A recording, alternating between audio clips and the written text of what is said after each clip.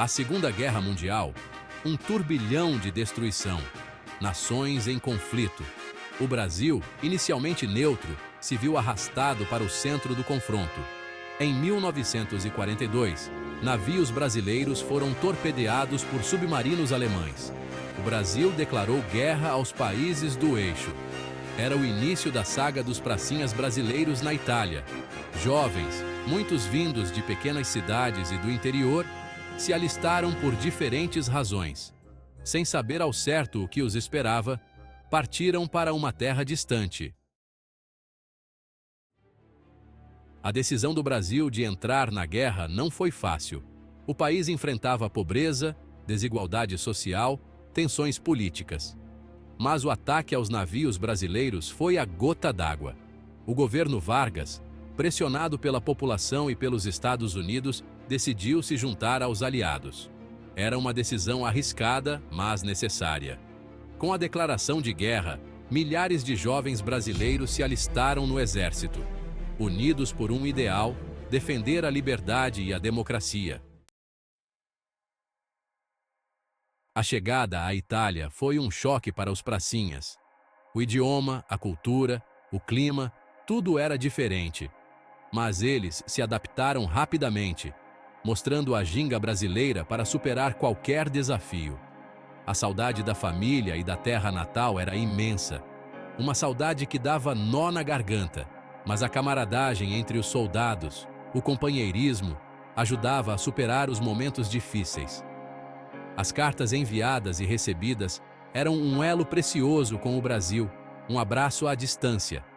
Nelas, os pracinhas descreviam suas experiências, a saudade de casa, a esperança de um futuro melhor, um futuro de paz. A música brasileira, como o samba, contagiante como sempre, se tornou um símbolo da alegria e da união dos brasileiros na Itália. A vida na linha de frente era dura e perigosa. Os pracinhas enfrentavam frio, fome, doenças e a constante ameaça da morte, a realidade cruel da guerra. As batalhas eram sangrentas e muitos perderam amigos e companheiros, irmãos de armas.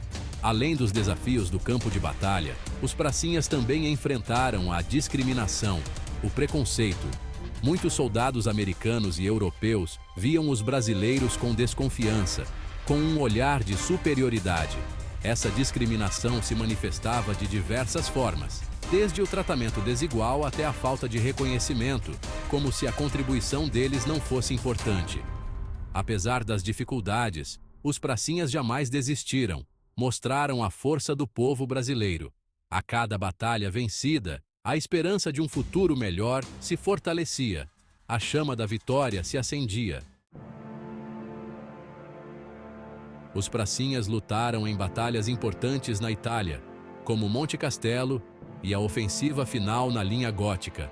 Em Monte Castelo, enfrentaram fortes defesas alemãs, sofrendo baixas, mas lutando com garra. A tomada de Montese foi uma vitória suada, crucial para o avanço dos aliados. Na linha gótica, ajudaram a romper defesas alemãs. Lutaram com coragem, mostrando a fibra do soldado brasileiro. Suas ações ajudaram a libertar a Itália do jugo nazi-fascista. Após o fim da guerra, os pracinhas retornaram ao Brasil como heróis. Eles lutaram com bravura em terras distantes, defendendo a liberdade e a democracia.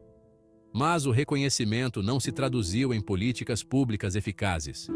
Muitos enfrentaram dificuldades para se reintegrar à vida civil. No entanto, a memória dos pracinhas se mantém viva.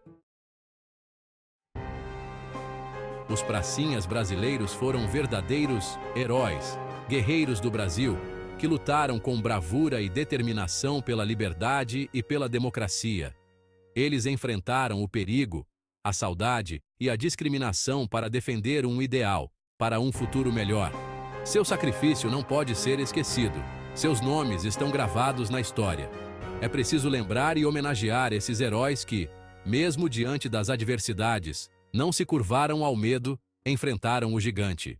Que sua história sirva de inspiração para as futuras gerações. para que jamais se esqueça o valor da liberdade e da democracia, valores que custaram caro. Que sua memória permaneça viva para sempre nos corações e mentes dos brasileiros, uma lição de coragem e patriotismo.